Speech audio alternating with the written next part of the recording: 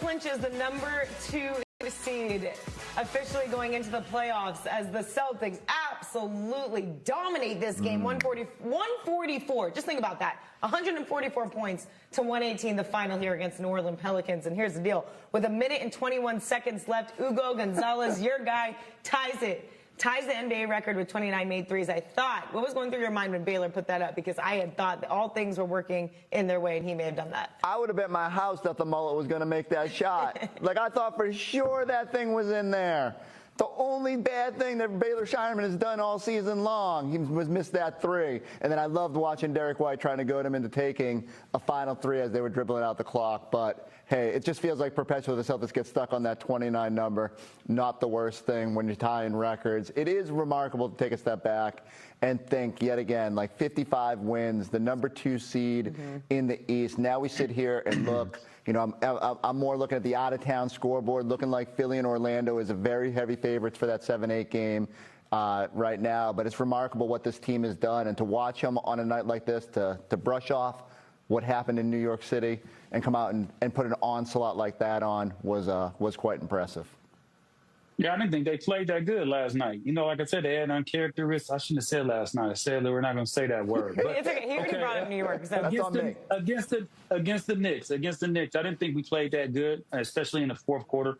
Our execution was a little off at times, you know, especially turning it over. But, you know, like you said, to bounce back, especially when you're playing an inferior team, and that's just the truth. We're not going to sit here and act like New Orleans is not an inferior team to the Boston Celtics. When you look at man for man, and I don't know how many timeouts do you get? Because it seemed like every other minute the coach was calling timeouts. Like, are we letting them have our timeouts? Because that's what I was trying to figure out. He was taking none with them. Was we handing some timeouts over to them? Like, hey, can we borrow your timeouts? We'll let it get back on the backside, you know. But at the end of the day, you know, 29 threes is amazing to see. Being in the second seed, I'll be sitting here lying if I said that at the beginning of the season, I thought that this is where this team would be. I thought that we would be somewhere between the 6th and 8th seed, and that's the truth. That's where I'm at, and I'm glad they proved me wrong. And you got to update your information, and as the season went on, you were able to see, okay, they started to gel. They started to come together. Joe found a rotation that worked. He used a couple different guys to fill in that fifth. What is going on, everyone? Welcome back. Today we are talking about the Boston Celtics, and they sent a message to the entire Eastern Conference. They absolutely demolished the New Orleans Pelicans 144 to 118. This was not a basketball game. This was a public execution. And the analysts at ESPN are saying one thing loud and clear. Boston is real, and they are ready for the playoffs. Let me give you the numbers. 144 points. 29 made threes. They tied the NBA record for three-pointers in a single game. With 1 minute and 21 seconds left, Baylor Shireman, the rookie with the mullet, had a chance to break the record. The analyst said, "I would have bet my house that the mullet was going to make that shot." He missed. Derek White tried to get him another look, but the clock ran out. The Celtics got stuck on 29. Not the worst thing when you are tying records. But here is what matters. This win clinched the #2 seed in the East. 55 wins. They are officially going into the playoffs as the 2 seed. And remember, at the beginning of the season, everyone wrote this team off. One analyst admits, "I thought we would be somewhere between the 6th and 8th seed." I am glad they proved me wrong. What makes this win so impressive is how they bounced back. They had a rough game in New York against the Knicks. Their execution was off. They were turning the ball over. But they did not let that loss linger. They came out against New Orleans and put on an absolute onslaught. 40+ points in the first quarter. 40+ bench points. Sam Hauser was on fire. He went 10 for 12 from 3. The analyst thought he was going for the record himself. He even started campaigning for the Tommy Award mid-game. He looked the announcers in the eye and shouted Tommy Award. And you know what? He earned it. The fans voted. Countless people said Sam Hauser should get it. He did enough. 10 for 12 from 3 is enough. But let me talk about the bigger picture. The Celtics have figured it out. Joe Mazzulla found the rotation that worked. He used different guys to fill that fifth spot. He asked Peyton Pritchard to go to the bench. And before you knew it, this team started rocking and rolling. They started to gel. They started to come together. And now they are heading into the playoffs as the 2 seed with all the momentum in the world. One of the hosts made a great point. He said, when you look at man for man, New Orleans is an inferior team to the Boston Celtics. We are not going to sit here and act like that is not the truth. And he is right.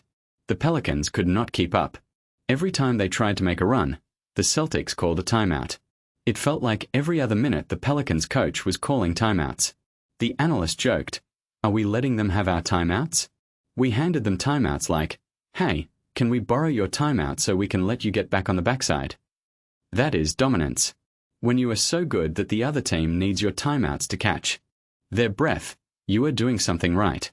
Now, the Celtics are locked in as the 2 seed. The analysts are already looking ahead. One of them said, I am more looking at the out-of-town scoreboard. Orlando is a very heavy favorite for that 7-8 game. He is already thinking about potential matchups. But the message is clear.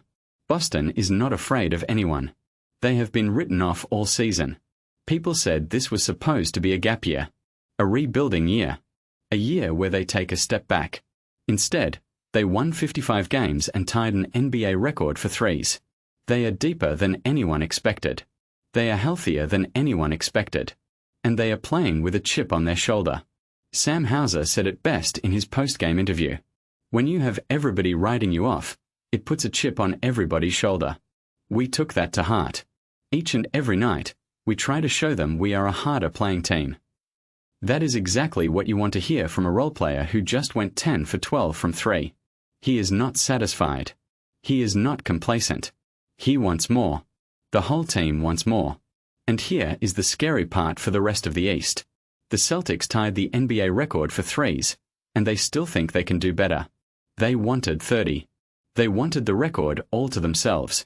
They will get it one of these days. That is the mindset of a championship team. They are not happy with tying. They want to break. They want to dominate. And right now, they look like the most Dongay Ruse team in the conference. The 2 seed means home court advantage in the first 2 rounds. It means they avoid the 1 seed until the conference finals. It means they have a clear path. But more than that, it means they have proved everyone wrong.